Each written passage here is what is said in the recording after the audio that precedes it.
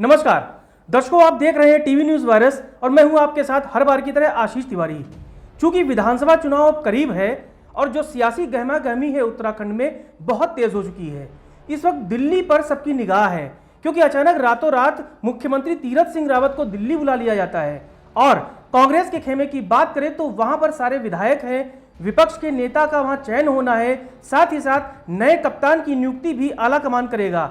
ऐसे में जरूरी हो जाता है कि हम देखें कि मुख्य विपक्षी पार्टी कांग्रेस में चल क्या रहा है। ऐसे में जरूरी है कि कांग्रेस के तेज तर्रार और साफ सुथरी बात कहने वाले सूर्यकांत धस्माना जी से बात करें। वरिष्ठ उपाध्यक्ष हैं और तमाम सवालों पर सही जवाब देने के लिए जाने जाते हैं।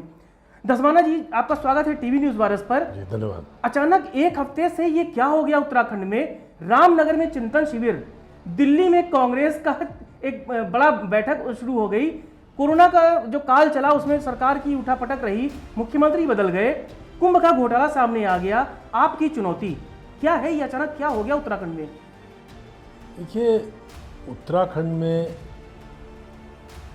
बेशक ये राज्य छोटा हो, लेकिन राजनीतिक घटनाक्रम के मामले में ये हैपनिंग स्टेट होता जा रहा है। और हैपनिंग स्टेट इसलिए हो रहा है कि छोटा राज्य है, संख्या विधानमंडल में, विधानसभा में कम है, लोगों को बहुत संभावनाएं लगती हैं, महत्वाकांक्षाएं बहुत ज़्यादा बड़ी हो जाती हैं। महत्वाकांक्षाएं बड़ी होती हैं, संभावनाएं ज़्यादा लगती हैं, तो घटनाक्रम भी ज़्यादा होता है। लेकिन जहाँ तक आप कांग्रेस की बात कर रहे हैं तो मैं आपको स्पष्ट बता दूं कि कांग्रेस में अप्रत्याशित तौर पे हानि लाभ, जीवन मरण, यश अपयश, विधि हाथ, ईश्वर के हाथ में जो विषय है उस पर न मेरा बस है, न आपका बस है, न पार्टी के हाईकमान का बस है। हमारी पार्टी की नेता प्रतिपक्ष डॉक्टर इंदिरा हृदयेश, उनका आकस्मिक निधन हो गया। विपक्ष को किस प्रकार से भरोसे में लेना है और विपक्ष पे किस प्रकार से हमला करना है, वो सारी रणनीतियाँ, तो उसके कोई मुकाबला उनका नहीं था। अचानक वो चली गई। उनके जाने से जो स्थितियाँ पैदा हुई, कांग्रेस के लिए जो कांग्रेस का कसरत चल रही है, वो कसरत ऐसी स्थितियों में चल रही है जो हमारे हाथ में नहीं थी। अच्छा, आप तो बड़े तटस्थ नेता माने जाते हैं कांग्रेस भवन के अंदर।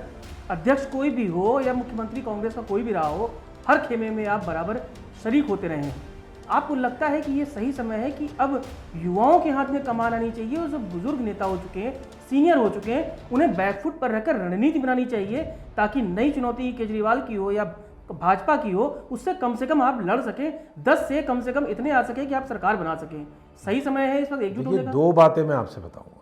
पहली बात तो आपको ये बता दूं कि कांग्रेस एकजुट होकर के ही चुनाव लड़ेगी। दूसरी बात मैं आपको जो बिल्कुल राइटिंग ऑन द वॉल है, दीवार पे साफ दिखाई पड़ रहा है, कांग्रेस इस बार राज्य में वापसी करेगी और बहुत जबरदस्त तरीके से करेगी।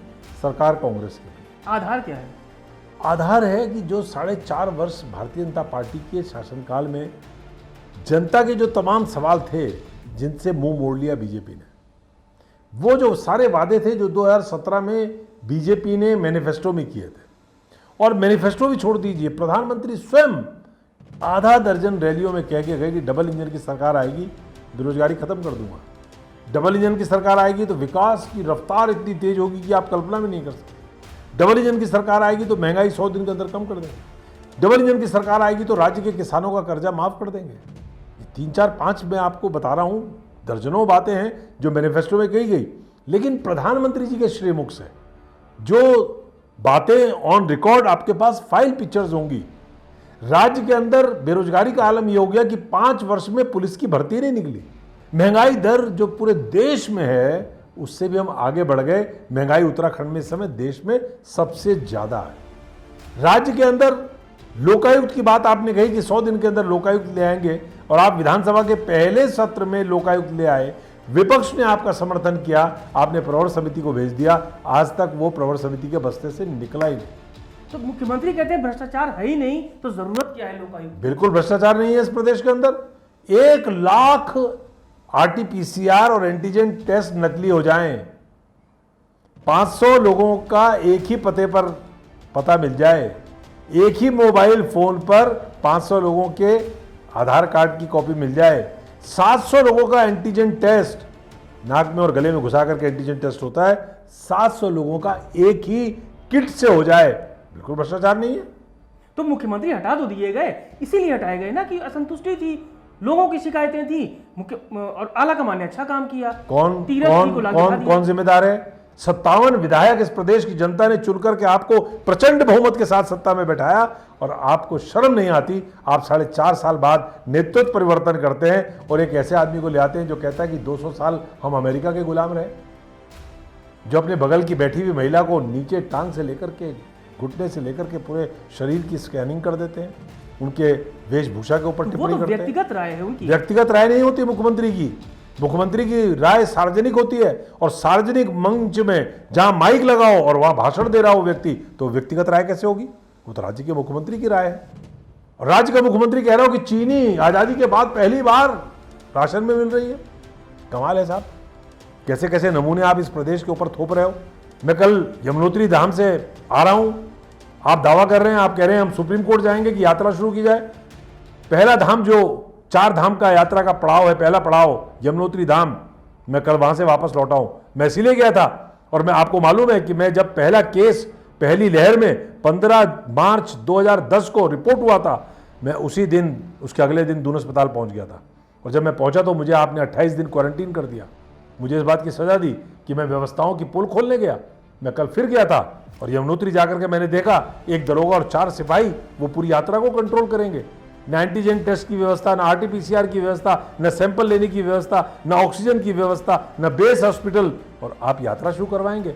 आप हाईकोर्ट को भी मूर्ख बनाने की कोशिश कर रहे हैं, और उसके बाद आप कहेंगे कि हम चिंतन कर रहे हैं कि राज्य में कैसे वापस, आपकी हिम्मत कैसे हो रही है, आपका साहस कैसे हो रहा है? आप चुल्लू भर पानी लेकर के डूब क्यों नहीं मर रहे हैं?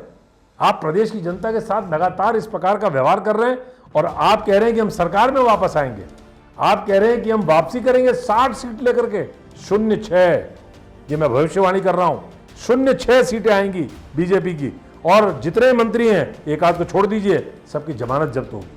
अच्छा धर्माना जी, अब हम बात करें कुछ कांग्रेस के अंदरूनी जो उठापटक है, आपको लगता है कि इतना अब समर्थ हो चुके हैं? प्रीतम सिंह जी प्रदेश अध्यक्ष भी रहे हैं और पूर्व कैबिनेट मंत्री भी रहे हैं, अब उनका चेहरा आगे कर देना चाहिए, युवा भी हैं और सर्वमान्य नेता भी हैं, हरीश रावत जी को अब जो है उनको आशीर्वाद दे देना चाहिए। देखिए, हरीश रावत जी का आशीर्वाद हमेशा अपेक्षित है, अब या तब या पहले या बाद में कोई मतलब नहीं। प्रीतम सिंह कप्तान है आज की तारीख तक, और मैच कप्तान की कप्तानी में ही खेला जाता है। धोनी विराट कोहली से सीनियर, तजुर्बेकार, लेकिन जब धोनी कप्तानी में खेलते हैं विराट कोहली की, तो टॉस विराट कोहली तय करते हैं, कप्तान ही तय करता है। तो इसलिए कप्तान का काम कप्तान करेगा। जो हमारे पास एक्सपीरियंस लोग हैं, तजुर्बेकार लोग हैं, बुजुर्ग लोग हैं, उनका मार्गदर्शन, आशीर्वाद वो हमेशा चाहिए हमको, कम नहीं चाहिए। और मुख्यमंत्री बनाना नहीं बनाना ये तो हाईकमान का विषय है, ये प्रीतम सिंह का और हरीश रावत का विषय थोड़ी है। हरीश रावत तो पहले अध्यक्ष थे हमारे 2002 में, उनके नेतृत्व में हमने चुनाव लड़ा था, और उनके नेतृत्व में कांग्रेस आई थी राज्य में, लेकिन चीफ मिनिस्टर तिवारी जी बन गए। अच्छा, एक अंदर खाने की खबर हमें पता चली कि आम आदमी पार्टी केजरीवाल की टीम आपको लेकर काफ़ी जो है पॉजिटिव रहती है, आपके साथ काफ़ी संपर्क करने की भी कोशिश की कि वो अपने झंडे तक आपको ले आएँ, कितनी सच्चाई है इस खबर में? देखिए, राजनीति में हम कभी किसी को दुश्मन नहीं मानते, और मेरे संबंध भारतीय जनता पार्टी में भी मित्रवत बहुत सारे लोग हैं, मेरे संबंध कम्युनिस्ट पार्टी के तमाम लोगों से, मेरे संबंध तमाम पॉलिटिकल पार्टीज़ के लोगों से बहुत अच्छे हैं। कांग्रेस के कई मित्रों से बड़े तल्ख भी हैं। मैं तल्खी नहीं रखता, लेकिन कई लोग रखते हैं। लेकिन मैं छात्र जीवन से ही जब राजनीति में हूँ, हमारे यहाँ एसएफआई के लोग थे, हमारे खिलाफ रहते थे। उस ज़माने में मैं लोकदल में था तो एनएसयूआई के लोग रहते थे, मेरे खिलाफ रहते थे, लेकिन हम मित्र थे। तो इसलिए मैं राजनीति में कभी भी दुश्मनी के तौर पर नहीं देखता। वैचारिक मतभेद होते हैं, और वैचारिक मतभेद वालों से भी बातचीत होती रहती है। सब लोगों से मेरी बातचीत होती है, मेरे बड़े अच्छे से। आम आदमी पार्टी कोई आसमान से थोड़ी टपकी है, उसमें जो लोग हैं हमारे बेचारे सारे मित्र लोग तो हैं। नहीं, वो उत्तराखंड में कुछ बड़े नेताओं तक जाने की कोशिश कर रहे हैं कि वो उनकी, सब पार्टियां कोशिश करती हैं, उन्होंने की, सब पार्टियां कोशिश करती हैं। वो उनको कौन सा प्रतिबंध है अलग करने में, उनको भी करना चाहिए। आपने क्या जवाब दिया? नहीं, मैंने, सवाल मेरा नहीं है, मैंने आपको बताया कि मेरे मित्रवत संबंध सारे पॉलिटिकल पार्टी से, सारे लोगों से। अब मेरे तो सुबोध उनियाल बीजेपी में मिनिस्टर हैं, मेरे भाई की तरह हैं, रिश्ते में मेरे जीजा हैं, वो तो लाइव शो में बोल देते हैं भी मेरे साले को ले आए मेरे सामने।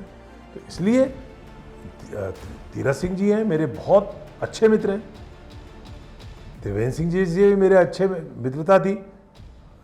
मुख्यमंत्री बनने के बाद उनके थोड़ा नखरे और भाव अलग हो गए थे, लेकिन मित्र तो थे ही मेरे। इसी प्रकार से खंडूरी जी थे, उनसे मेरे इतने अच्छे संबंध थे कि बीजेपी के लोग आश्चर्यचकित रहते थे कि हम एक एक दो दो घंटा बात क्या करते हैं। निशंक से मेरे इतने अच्छे संबंध थे कि निशंक के मुख्यमंत्री रहते हुए बीजेपी के मंत्रियों ने उनकी शिकायत कर दी कि ये तो दसवाना जी की बड़ी मदद करते ये सारे लोग थे, हैं कौन? सब मित्र हैं मेरे। मैं निशंक जी के स्वास्थ्य के बारे में रोज पता करता हूँ, रोज। मैं तीरथ सिंह जी से रात को 12 बजे भी काम होता है, उपनल वालों का काम था, मैंने रात को 12 बजे फ़ोन किया, उन्होंने जवाब दिया और अगले दिन काम भी किया। ये राजनीति में दुश्मनी नहीं होती। और जब हम किसी नेता से, आज जो सत्ता में है, उनसे जब बात करते हैं तो हम अपने कोटा परमिट के लिए थोड़ी बात करते हैं, हम जनता के सवालों पे बात करते हैं और करते रहेंगे, बेहिचक करते रहेंगे, कुछ छुप के नहीं करते। तो जो इन दिनों आजकल मुद्दा चला है भू कानून का, उस पर भी कोई बात हुई आपकी कांग्रेस? साहब भू कानून ऑलरेडी है, क्या मूर्ख बनाते हैं लोगों को। इस राज्य में भू कानून पहले ही है। त्रिवेंद्र सिंह जी ने कुछ ऐसे कर दिए थे काम जिससे कि राज्य के पर्वतीय क्षेत्रों में इंडस्ट्री के नाम पर, होटल के नाम पर, हॉस्पिटैलिटी के नाम पर बिना परमिशन के ज़मीनें खरीद सकते थे। वो काम बंद होना चाहिए, लेकिन भू कानून तो पहले ही है। ये राजनीति सिर्फ शुरू की गई है किसी? अरे ये जब कोई मुद्दा नहीं मिलता तो मुद्दा पैदा किया जाता है। तो इसलिए इस प्रकार का मुद्दा पैदा करने वाले लोग, मेरे ख्याल से मैं समझता हूँ कि उसमें बहुत बड़ा कोई ऐसा वो नहीं है कि जिससे किसी प्रकार से उसमें कोई परिवर्तन की आवश्यकता हो। जो सरकार ने जियो वियो करें वो जियो खत्म हो जाए। नई टीम कब तक सामने आ जाएगी? अध्यक्ष हो या नेता प्रतिपक्ष हो, क्या सूचना मिल रही है? पार्टी बहुत जल्दी फैसला करेगी राज्य के अंदर किस प्रकार का नेतृत्व होना है। प्रदेश अध्यक्ष हमारे प्रीतम सिंह हैं, हम उम्मीद करते हैं वो प्रदेश अध्यक्ष रहेंगे। बाकी जो परिवर्तन होने या नई नियुक्तियाँ होनी है उसके बारे में हाईकमान का विषय मेरा नहीं। हमसे बात करने के लिए बहुत बहुत शुक्रिया। दर्शकों, ये है सूर्यकांत धस्माना जी, वरिष्ठ नेता हैं कांग्रेस के। कई बड़े नेताओं से इनके संबंध है, बड़ी साफगोई से इन्होंने कहा, भले वो भाजपा में हो या आम आदमी पार्टी, किसी भी पार्टी में हो। यही खासियत है इनकी कि ये हर सवाल का जवाब ऐसा देते हैं कि वो न सिर्फ सवाल करने वाला संतुष्ट हो, देखने वाले आप भी संतुष्ट हों। लेकिन बड़ा सवाल ये है कि आने वाले 1-2 दिन में दिल्ली से क्या खबर आएगी, क्योंकि न सिर्फ प्रदेश अध्यक्ष के ऊपर बदलाव की बात कही जा रही है, विपक्ष का नेता भी होना चाहिए क्योंकि चुनाव करीब है। ऐसे में कांग्रेस को मजबूती के साथ खड़ा होना होगा। तो देखना होगा कि तीरथ सरकार के सामने कौन होगा कांग्रेस का नया कैप्टन, कौन होगा नया विपक्ष का नेता। आने वाले दिनों में इसका जवाब हम आपको जरूर देंगे। तब तक देखते रहिए टीवी न्यूज़ वायरस और आशीष तिवारी को दीजिए इजाजत। नमस्कार।